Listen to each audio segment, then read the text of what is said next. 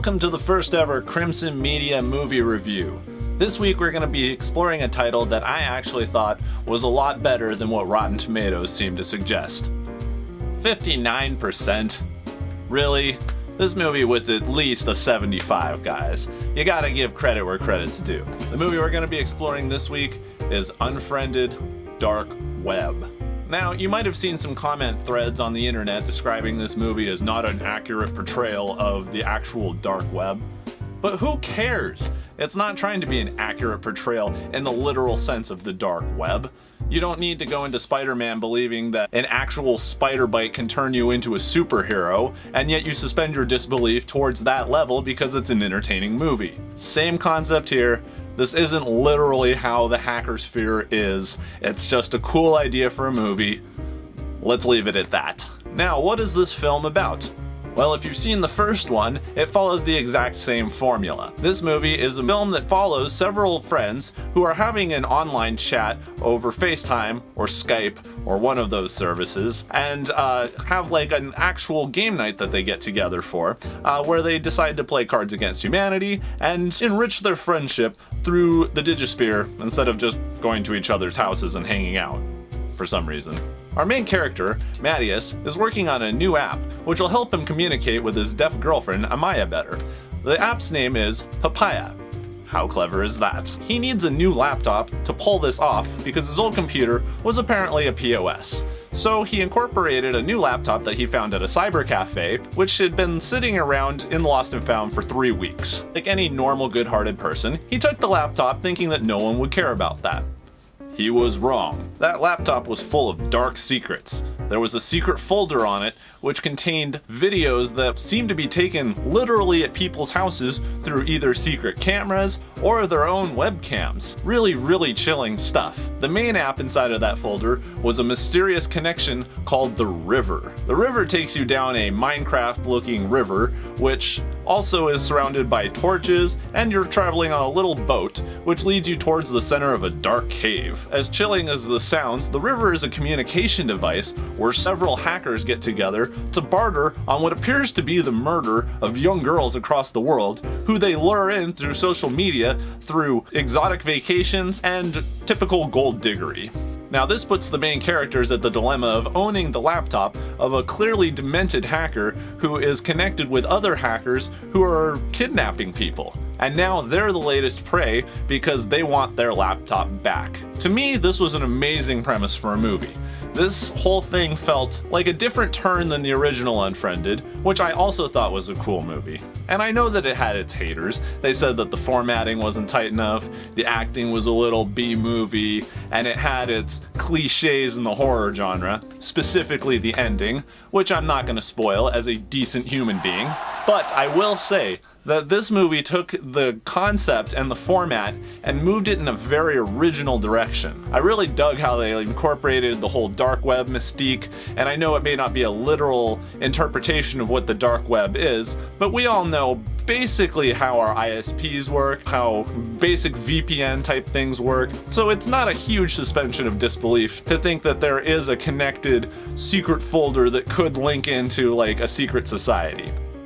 I mean, to me, I was digging the idea. Didn't have to like stretch that far to believe what I was seeing on screen was at least theoretically real.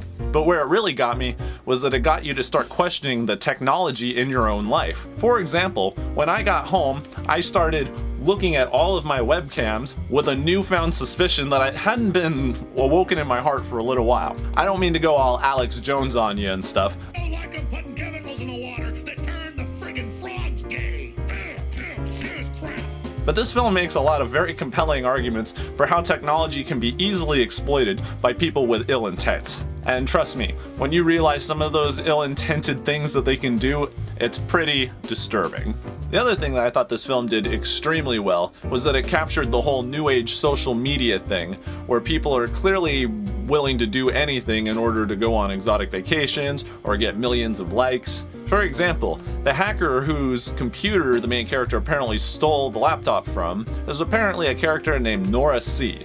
And Nora C's profile picture is him in a blue suit pouring champagne into his Maserati fuel tank. Definitely not safe, but clearly shows off his wealth. Lo and behold, when he opens up his Facebook account, girls are DMing him like crazy, saying that he owes them plane tickets and that they have so much more to show him. As we all know, the girls' fates are all terrible because they're part of this underground hacker murder club where the video gets uploaded to the river, a secure line. Trust me, it gets a lot darker than that, but that's just the surface right there. You can see how so many of these girls were unwittingly tricked into going into this because all they wanted was a plane ticket and a few hundred likes on Facebook. It's pretty amazing how they captured like this very like normal thing that definitely goes on in everyday life, and they put a terrible, horrible spin on it so it'll make everybody think twice about taking those free plane tickets. I mean, I'm not in the position to do that, obviously. I'm not quite as beautiful as the girls in this movie, but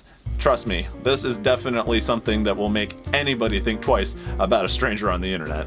Now, what does this movie do bad? Well, unfortunately the acting isn't perfect, but I will say this, the acting is a lot better than the first one. The first one was kind of porno-ish at times. It had some really cheesy parts where they had these gifs of the two characters that were cheating on their boyfriend and girlfriend with each other, and it was just totally like corny. It definitely did better than that. For example, there's a couple in the movie, a lesbian couple, who I think it would felt much more natural, and that's not just a role that you can just like throw into a movie for no reason. They were able to like actually incorporate their relationship in a really meaningful way, and you actually cared about them, and you were excited when they announced their proposal, for example. It's really fun. You're trying to mishmash like so many types of storylines into this type of film.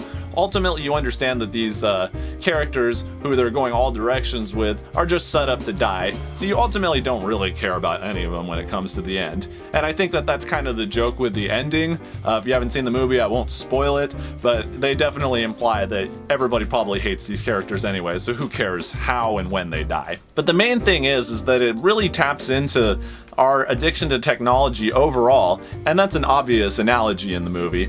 But what's even more important is it really puts a reflective eye on how technology has taken over our life to the point where we are actively being spied on, and in some ways we're giving larger people than ourselves permission to do so. We set up broadcasts everywhere, we broadcast ourselves, we post our clips online. I'm doing that right now. Holy shit, the Illuminati is probably scanning together some clips of my voice right now. But the whole thing is that it makes you think all about the data that you use and the nefarious ways in which it can be incorporated against you. In the 21st century, I thought that that was a really, really scary idea. And for that reason and that reason alone, I'm giving Unfriended Dark Web a solid 75%.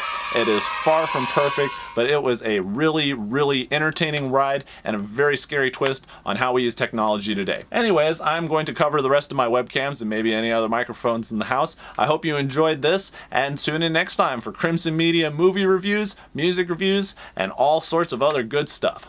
Peace.